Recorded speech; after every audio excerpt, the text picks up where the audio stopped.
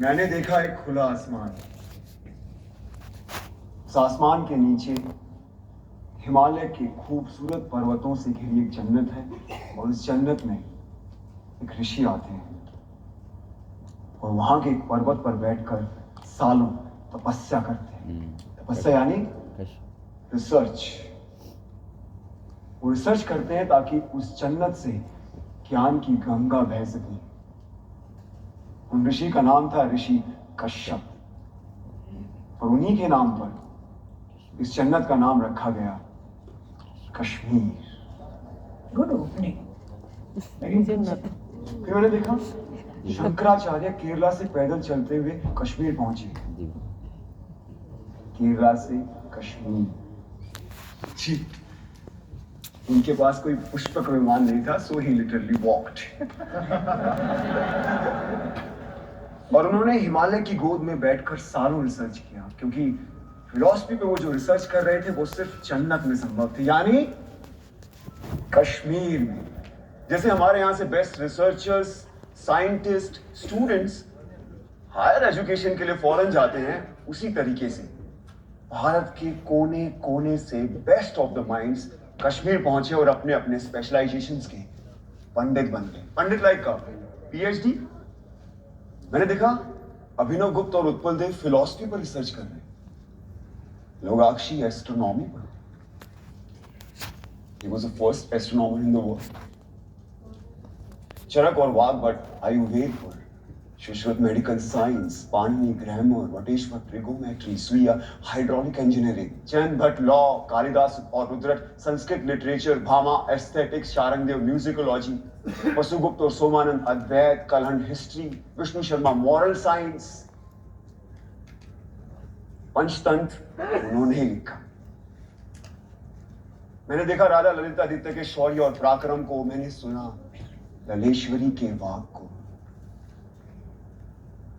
ये जो हम फिल्में, टीवी, थिएटर, वेब सीरीज, यानी जो कुछ भी हम नेटफ्लिक्स पर देखते हैं, ड्रामा, इस ड्रामा की साइंस यानी नाट्य शास्त्र, जिसे पांचवा वेद भी कहा गया है, उसे भरत मुनि ने कश्मीर में ही लिखा।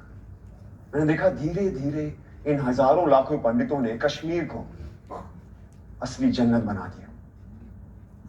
Kashmir became the seal of quality. इसीलिए ग्रीक्स ने कहा था Kashmir is the cradle of civilisation.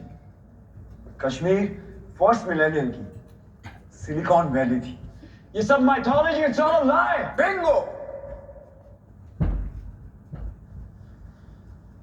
Don't worry, I think this is all a build-up. ये झूठ है, और मुझे भी लगता है, क्योंकि हमें तो किसी स्कूल में, कॉलेज में या फिर मेन स्ट्रीम हिस्ट्री की बुक में ये सब नहीं पढ़ाया गया। क्यों मैम? ये झूठ है ना, तभी तो नहीं पढ़ाया होगा। लेकिन अगर ये झूठ है तो फिर बुद्धिस्ट कश्मीर क्यों आए? नागसेन और रविगुप्त क्यों आए? वो इसलिए आए क्योंकि Kashmir was the centre of knowledge. ये इन्फो वॉर, नॉलेज का वॉर आज का नहीं है, सदियों से चला आ रहा है। अगर ये झूठ होता तो 1300 में इस्लामिक टायरेंट्स कभी भी कश्मीर में इन्वेड नहीं करते। उन्होंने इसलिए इन्वेड किया क्योंकि उनको पता था कि Kashmir was the world centre of knowledge, और जिसका नॉलेज पे कब्जा वो पूरे वर्ल्ड पे रूल कर सकता था। लेकिन एक प्रॉब्लम था, आप जमीन पे कब्जा कर सकते हो, लेकिन ऐसे इवॉल्व पंडितों की, आई मीन स्कॉलर्स के फ्री माइंड पे कैसे कब्जा करोगे? तो फिर शुरू हुआ एक नया सिलसिला। तलवारों और बंदूकों के जोर पर इन पंडितों को कन्वर्ट करने के लिए भेजे गए इन टायरेंट्स के सोल्जर्स, जो उन्हें जबरदस्ती कन्वर्ट करने लगे, और जो नहीं मानता था उन्हें पैर के तले रौंद दिया जाता था। और ये लोग वो थे जो खुद परसिक्यूट होकर कश्मीर आए थे और कश्मीरियों ने इन्हें पनाह दी थी। What kind of rubbish is this? ये रबिश नहीं, बल्कि एग्जैक्ट डिस्क्रिप्शन है शमसुद्दीन मोहम्मद इराकी की बायोग्राफी तोहफतुल अहबाब में। जानते हो इराकी कौन था? हाँ? नहीं? इंडिया की टॉप मोस्ट यूनिवर्सिटी में पढ़ रहे हो, लेकिन इराकी के बारे में नहीं पता। कैसे पता होगा? किसी ने पढ़ा है। हम सब हिटलर के बारे में जरूर जानते हैं, इराकी हिटलर से कई हजार गुना का एक इस्लामिक टायरेंट था जिसका मकसद था सिर्फ और सिर्फ काफिरों के मंदिरों और बुतों को नष्ट करना, उनके ट्रेडिशन रिचुअल्स को नस्ते नाबूद कर देना, पंडितों की इनोवेशंस को खत्म कर देना। मुझे अभी भी किसी ने बोला, कम ऑन डूड, नाजीज हर रोज 1000 जूस को मारते, तो मैंने तो नहीं सुना कभी कश्मीर में ऐसा कुछ हुआ हो। तो अब सुनो, इराकी और उसके पीएम मूसा रैना के कहने पर हर रोज 1500 से लेकर 2000 काफिरों को पकड़ कर लाया जाता, उनके जनेऊ काटे जाते, उनसे कलमा पढ़वाया जाता, उनका खतना यानी सर्कमसिशन कराया जाता और उनके मुंह में जबरदस्ती बेत डाला जाता। ये काम करते थे उनके सैनिक, जिन्हें हम सूफी और दरवेश के नाम से जानते हैं। हिटलर ने कॉन्सेंट्रेशन कैंप्स का इस्तेमाल किया और इराकी ने कहरान और जबरान का, यानी फोर्स एंड कंपल्शन। इसका डिस्क्रिप्शन किसने किया? खुद इराकी के बेटे ने।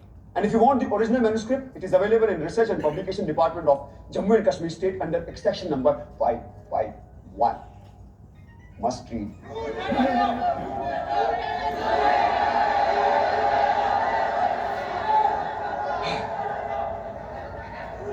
कश्मीर का सच इतना सच है कि हमें हमेशा झूठ ही लगता है। इस इंडिपेंडेंट इंडिया में, इस डेमोक्रेटिक इंडिया में, इस सेक्युलर इंडिया में उन्हें एक बार फिर तलवारों और बंदूकों के जोर पर मार काट के निकाला गया। गलत चले,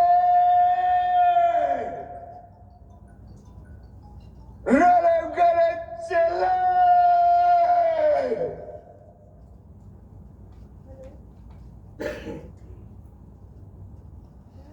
इसका मतलब जानते हो क्या होता है? रलीब मतलब कन्वर्ट, सलीब मतलब रन, कलीब मतलब डाई। अपना धर्म बदलो, भागो क्या मर जाओ। ये उनका 7th एक्सोडस था और इस बार मामूली एक्सोडस नहीं था, इस बार था जेनोसाइड। और कहानी यही खत्म नहीं हुई। उन लोगों का एक बार फिर जेनोसाइड हुआ, जो ना इराकी ने किया, ना टेररिस्ट ने किया और ना स्टेट ने। जो किया हमने और आपने आप सबने, जब हमने उन्हें अपने दिल और दिमाग दोनों से निकाल दिया। और ये था रियल जेनोसाइड। ये सब झूठ है। There was no real genocide. We don't want your fake propaganda. Listen Krishna, जो तुमने देखा वो बताओ, ज्ञान मत पेलो। जो हमने पढ़ा नहीं वो हिस्ट्री नहीं, जो हमने देखा नहीं वो हुआ नहीं, तो कश्मीर में जेनोसाइड हुआ ही नहीं। और कोई सच बोले तो ज्ञान मत पेलो। Now he'll prove his own hypothesis wrong. I don't bet on ordinary horses. जिस नॉलेज के लिए कश्मीर क्रेडल ऑफ सिविलाइजेशन कहलाता था, कभी हमने उसने नेशनल हेरिटेज की तरह समझा ही नहीं। और आज ये भारत का नॉलेज सेंटर एक्सटेंड होता जा रहा है, हमें उसकी खबर भी नहीं। Shem Shem Shem. हमने मरने वाले को क्यों मार दिया? क्यों मरने वाले सिर्फ कश्मीरी थे, ना कि भारतीय? 1990 में सिर्फ कश्मीरी हिंदुओं को नहीं मारा गया, बल्कि तमाम मॉडरेट मुस्लिमों को भी मार दिया। यही नहीं, सिख, बुद्धिस्ट, क्रिश्चियन, डोगरा, गुज्जर, दलित, जिसने भी टेररिज्म के खिलाफ आवाज उठाई उन्हें मार दिया गया। यहां तक कि अरे यार, कश्मीर की सोल तक को मार दिया गया। थिएटर, आर्ट, म्यूजिक, लिटरेचर सब बंद कर दिए गए। 1996 में एक सिनेमा हॉल खुला तो वहां गोलियां चला दी, पीपल डाइड। कितने टेम्पल्स को तोड़ा गया, उनको आग लगाई गई। क्या वो सिर्फ टेम्पल्स थे? क्या वो सिर्फ बुतों का घर थे? क्या वो भारत का फाइनेस्ट आर्किटेक्चर नहीं थे? क्या वो भारत के महान इतिहास का प्रतीक नहीं थे? क्या वो भारत का स्पिरिचुअल सेंटर नहीं थे? Indian architecture, Indian heritage centre, Indian spiritual centres को डिस्ट्रॉय कर देना क्या एक कल्चरल जेनोसाइड नहीं है? Stop this rhetoric. Talk facts or shut up. बोलने दो उसे। मैं सुनना चाहता हूँ। मैं भी। बोलो कृष्णा।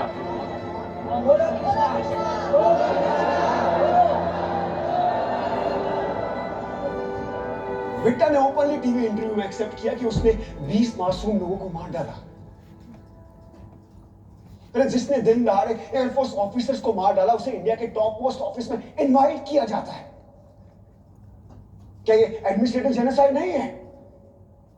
हाँ, जब ये फंक्शन खत्म होगा तो आप लोग कहां जाएंगे? आपके घर। और हमें हमारे घर जाने से किसी का बाप नहीं रोक सकता।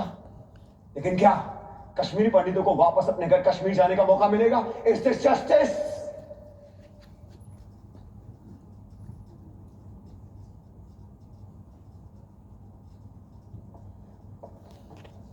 मैं तो एक स्टूडेंट